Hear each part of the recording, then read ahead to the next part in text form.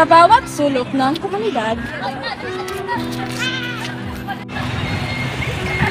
may mga batang hinuhubog ng mga desisyon na magbubukas ng mga pintuan patungo sa landas ng liwanag o kadiliman.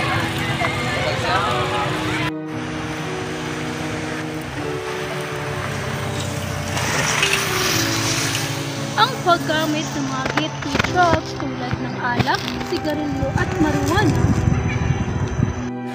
ay hindi lamang simpleng pagpapakita ng pagiging cool o queer.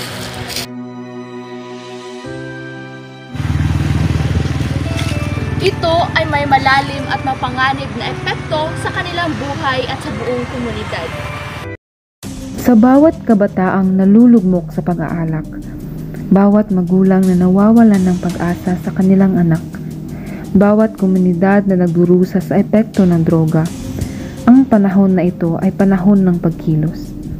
Hindi sapat ang pagtuliksa lamang sa sulok. Kailangan nating magkaisa upang pigilan ang patuloy na paglaganap ng gateway drugs sa ating mga pamayanan.